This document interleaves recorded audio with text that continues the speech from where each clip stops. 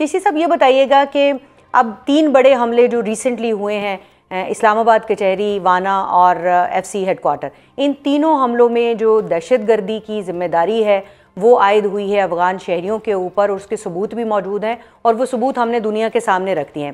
اب یہ معاملہ آگے کیسے بڑھے گا؟ کیونکہ پاکستان واضح طور پر ایک یہ بات بھی کر چکا ہے کہ جو افغان حکومت ہے، طالبان حکومت ہے، وہ نان سٹیٹ ایکٹرز کی طرح سے اب تک کام کر رہی ہے اور اس کو یہ مشورہ بھی دے رہا ہے۔ آج بھی یہ بریفنگ میں بات سامنے آئی کہ نان سٹیٹ ایکٹرز کی طرح سے نہیں، سٹیٹ ایکٹرز کی طرح سے کام کرے۔ تو ایک حکومت جو ایک عرصہ دراز سے عبوری ہے، پتہ نہیں کب تک عبوری رہے گی، اس سے ہم کیا توقع رکھ سکتے ہیں؟ کیا امپروومنٹ آ سکتی ہے؟ کیا رسپانس آ سکتا ہے اس کے اوپر؟ دیکھیے، ابھی تو جو پاکستان کے خاص طور پہ جو پالیسی میکر ہیں یا ایز اے اسٹریٹجی ہم نے بہت ریفرین سے کام لیا ہے، جو 3 اٹیک آپ کنٹینیوس ذکر کر رہی ہیں جی، کیونکہ ہماری پلاننگ ہونی نہیں چاہیے کہ ہم اٹیک بائی اٹیک میچ کریں۔ دیکھیے، جب آپ بہت زیادہ اوور ایکسپوجر دیتے ہیں تو وہ بھی آپ کا جو ڈیٹرنس وہ کم ہو جاتا ہے۔ آپ کو یہ نہیں ہوتا کہ آپ نے ایک اٹیک کے اوپر ہم نے ریٹیلیٹری اسٹرائک کر دی پھر انہوں نے کر دی۔ یہ بالکل انڈیا کو سوٹ کرے گا اس طرح، کیونکہ وہ چاہیں گے ہم ملیٹریلی انگیج رہیں، اور ظاہر ہے ہم وہ نارتھ ایسٹ میں، ساؤتھ ایسٹ میں اور ایسٹرن سائڈ پہ سارا انہوں نے ہمیں بلاک کیے رکھا، انگیج کیے رکھا۔ دیٹ مینز نیگوسیشن سسپینڈڈ ہے انڈیا کی طرف بھی، ادھر ہیڈ وے نہیں ہے، کوئی ایک ڈپلومیٹک ریلیشن کوئی خاص نہ ہونے کے برابر ہے، اور نارتھ ویسٹ کی طرف وہ چاہیں گے کہ ہم افغانستان طالبان ہمیں انگیج رکھیں۔ انڈیا کی کیپیسٹی ہمارے سے کہیں زیادہ ہے ایز کمپیئر ٹو اس ان کو انسینٹیو دینے کی یا ایک بارگیننگ چپ کے طور پر آفر کرنے کی۔ جو ان کی پوزیشن آف فائنینشیل اسٹرینتھ ہے وہ بہت زیادہ ان کو لیوریج دیتی ہے، وہ بہت زیادہ۔ اور ایک اور چیز جو ایڈ کرتی ہے وہ افغانستان کی جو حکومت ہے، وہ مسٹر منیر صاحب نے بالکل ٹھیک کہا کہ وہ ایز اے اسٹیٹ نہیں ایڈ کر رہے، وہ کرتے ہیں جیسے پاور ہبز ہوتے ہیں یا ایک گروپ ہوتا ہے، پریشر گروپ ہوتا ہے کہ آپ ہمیں کیا دیں گے تو ہم آپ کو کیا دیں گے۔ وہ ابھی تک اسی موڈ میں ہیں، اور آپ نے دیکھا ان کے لیے تو میں اکثر لفظ یوز کرتا ہوں کہ ان کے لیے جو انسٹیبلٹی ہے وہی اسٹیبلٹی ہے، کیونکہ اگر وہ سٹیبل ہو جائے افغانستان کسی طریقے سے اکنامکلی، پولیٹیکلی اور ڈپلومیٹکلی، تو پھر سارے مسئلے ختم، پھر تو لوگ ان کی طرف رجوع نہیں کریں گے، ان سے کانٹیکٹ نہیں کریں گے، ان کو انسینٹیو آفر نہیں کریں گے، ان کو رینٹ فار ٹیرر نہیں یوز کریں گے۔ لیکن بلڈ اور بزنس ایک ساتھ چل سکتا ہے؟ نہیں، بالکل نہیں چل سکتا۔ میں بالکل نہیں کہہ رہا کہ اس طرح کریں، لیکن ہمیں ایک ایسی اسٹریٹجی کا سامنا ہے کہ صرف وہ اسٹینڈ الون ہم سے نہیں لڑ رہے، ان کے پیچھے ہندوستان ہے۔ لیکن جو ڈپلومیٹک فرنٹ پر مسٹر صاحب کہہ رہے تھے وہ بالکل ٹھیک ہے، ہمیں ایڈ کرتے رہنا چاہیے اپنا moral high ground from a position of strength ایک، اور دوسرا ہمیں، میری سجیشن تو یہ ہوگی کہ چائنا کو خاص طور پر انکلوڈ کریں اور خاص طور پر سعودی عرب کو انکلوڈ کریں، کیونکہ ان دونوں ملکوں کا انفلوئنس بہت ہے، اور انڈیا کے جو انسینٹیو ہیں اگر ان کو کوئی کاؤنٹر کرنے والا ملک ہے تو وہ صرف چین ہے۔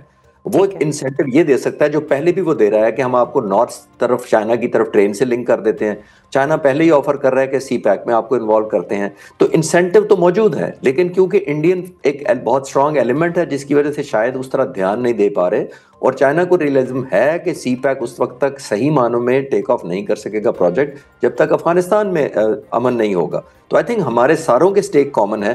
سعودی عرب سے تو ویسے ہمارا ایگریمنٹ ہو گیا ڈیفنس کا، تو یہ ڈیفنس یہ نہیں ہوتا کہ ملک حملہ ور ہو، ڈی اسٹیبلائزیشن ہے، اس طرح کی ٹیررزم ہے، اس میں بھی سعودی عرب رول پلے کر سکتا ہے۔ ٹھیک ہے منیر صاحب، ابھی جو گفتگو جو ہے وہ آپ کے سامنے آئی ہے، تو چشتی صاحب کہہ رہے ہیں کہ چائنا اور سعودی عرب کو ہم ایڈ کر سکتے ہیں، لیکن اگر افغان طالبان رجیم کی بات کریں تو وہ جو نان سٹیٹ ایکٹر والا کی طرح سے ایکٹ کرنے والا معاملہ ہے وہ موجود ہے۔ جب ان کی کریڈیبلٹی نہیں ہے، وہ ان کے اوپر جو ہے وہ اعتماد نہیں کیا جا سکتا، تو پھر کس طرح سے جو ہے وہ معاملات آگے بڑھ سکتے ہیں؟ نیگوسیشن ہو سکتی ہے، ڈپلومیسی ہوتی ہے، کیونکہ ڈپلومیسی کے لیے تو سامنے کوئی ایک ایسی حکومت کا ہونا ضروری ہے کہ جس کے ساتھ بات کی جائے اور اس بات کی کوئی حیثیت ہو۔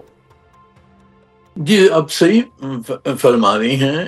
ان کی دیکھیں، ان کی جو تھاٹ پروسیس ہے یہ طالبان کا، یہ مختلف ہے۔ جیسے حکومت دوسری ہوتی ہیں، وہ سمجھتی ہیں کہ جی بیلنس آف فورس کیا ہے، بیلنس آف پاور کیا ہے، اور اس کے تحت پھر فیصلے کرتے ہیں۔ یہ اس طرح سے فیصلے نہیں کرنا ہے۔ ان کی ایک آئیڈیالوجی ہے، ان کی آپس میں فیکشنز ہیں، اس میں پھنسے ہوئے ہیں۔ ان کی آپس میں بھی جو انٹرنل ڈویژنز ہیں، اس کی وجہ سے بھی یہ فیصلے نہیں کر پاتے ہیں۔ جیسے اب جو استنبول میں مذاکرات جو ہوئی ہیں، وہاں وہ وربلی تو مان لیا کہ جو کچھ انہوں نے کرنا ہے، پر وہ لکھ کے نہیں دے سکتے ہیں کیونکہ ان کی انٹرنل وجوہات کے تحت وہ نہیں دے سکتے ہیں. تو اس وجہ سے اس میں کمپلیکیشنز، ان کی ڈیسیشن میکنگ میں بہت کمپلیکیشنز ہیں. پر ہم نے پوری کوشش کرنی چاہیے پورے خطے میں کنسنسس بنا کے چین کی انفلوئنس، سعودی عرب کی انفلوئنس، روس کی انفلوئنس ہم سب استعمال کر سکتے ہیں ان کے خلاف. ٹھیک ہے. اور ان کو سمجھانے کی ضرورت ہے کہ اس طرح سے یہ چلیں گے تو ان کا جو ملک کا بہت نقصان ہوگا. افغانستان جو ابھی اتنی مشکل میں ہیں، ان کے لوگ، غربت پوری پھیلی ہوئی ہے افغانستان میں، تو ان کو سمجھ کہاں نہ کہاں آئے گی کہ یہ جو کچھ کر رہے ہیں پاکستان کے ساتھ یہ بہت غلط راستے پہ چل گئے ہیں. اور جو ہندوستان ان کی بیکنگ کرتا ہے، جس دن انہوں نے فیصلہ کیا وہ ہندوستان بھی اب بھاگ جائے گا. تو ان کو فیصلہ کرنا ہے پاکستان کے ساتھ، تو ان کو رہنا ہے. اور پاکستان کے بغیر افغانستان ترقی نہیں کر سکتا. ٹھیک ہے، لیکن منیر اکرم صاحب، اب ایران کی جانب سے بھی تو ایک ثالثی کی پیشکش آئی ہے، تو کیا لگتا ہے آپ کو کہ سارے معاملے کو سیٹل ڈاؤن کرنے کے لیے یہ والا روٹ جو ہے کام کر سکتا ہے؟ جی ضرور. دیکھیے آخر میں جا کے پولیٹیکل سولوشن ہی آ سکتا ہے. لیکن دیکھیں نا، ترکی اور قطر جو ہیں وہ تو ناکام ہو گئی، ان کی ثالثی اس طرح سے کامیاب نہیں ہو سکی ابھی تک. جی ان کی کامیابی نہیں ہوئی کیونکہ اب تک طالبان کو سمجھ نہیں ہے کہ وہ کیا کر رہے ہیں اور کیا کتنی بڑی غلطی کر رہے ہیں. پر ان کو آگے جا کر وہ سمجھ آئے گی. ہم نے اپنی جو پالیسی ہم نے بنائی ہے، کمپریہنسو پالیسی ہے، اس پہ ہم نے مکمل کنسسٹنسی رکھنی چاہیے، پریشر بڑھانا چاہیے، سب ملکوں کو استعمال کرنا، سب کو ساتھ بنانا، کنسنسس بنا کر ان کو آئسولیٹ کرنا اور ہندوستان کو آئسولیٹ کرنا.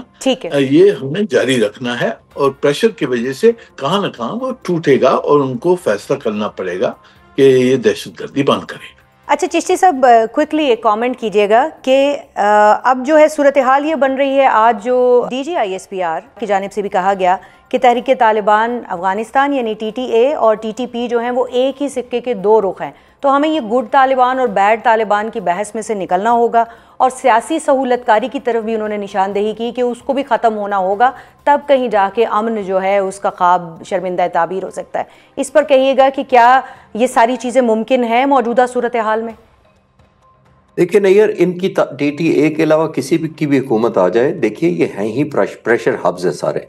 یہ ایک آرمڈ گروپس ہیں بہت بڑے، اور ظاہر ہے اس وقت جو TTA ہے وہ بڑا گروپ ہے جس نے میجورٹی آف افغانستان پہ کنٹرول کیا ہوا ہے، لیکن یہ ایک دوسرے کو پش اینڈ پل کرتے رہتے ہیں اور یہ سروائیول ہی اسی میں ہے ان کا. آپ ایک کندھاری گروپ ہے جو دو میں ڈیوائیڈڈ ہے، خود ایک تھوڑا سافٹ ہے ٹورڈز ریلیجن، اور دوسرا ہارڈ لائنر ہے جو ہماری مذہب میں کبھی پڑھایا نہیں جاتا کتابوں میں، وہ ہارڈ لائنرز ہیں. یہ کندھار سے اٹھ سے ہیں، پھر کابل آتے ہیں تو کابل میں ایک انڈیپینڈنٹ گروپ ہے، پھر گلبدین حکمت یار ہے، پھر ناردرن الائنس ہے، پھر بہت سارے فریگمنٹس ہیں، کوئی 20-22 کے قریب سارے سیگمنٹس ہیں. یہ سارے ایک دوسرے کو ایک ون ون سچویشن دیتے رہتے ہیں، اسی لیے انہوں نے ایک سکے کے دو رخ کہا. اس کا مطلب یہ ہے کہ وہ ایک دوسرے کو ایک لمٹ سے زیادہ پریشر ہی نہیں ڈالتے کہ ان کا اپنا سروائیول خطرے میں پڑ جائے گا، کیونکہ وہ گروپس دوسرے مل کر ان کو ٹاپل کر دیں گے. اور اگر وہ ان کو ٹاپل کریں گے تو وہ ظاہر ہے وہ چاہتے ہیں کہ لیٹ اینڈ لیٹ لیو والی بات ہو رہی ہے وہاں پہ. اور مسٹر صاحب نے بالکل ٹھیک کہا کہ وہ سمجھ ہی نہیں پا رہے کہ ہم ایک پریشر گروپ نہیں، ہم ایک حکومت بھی ہیں ساتھ ایک.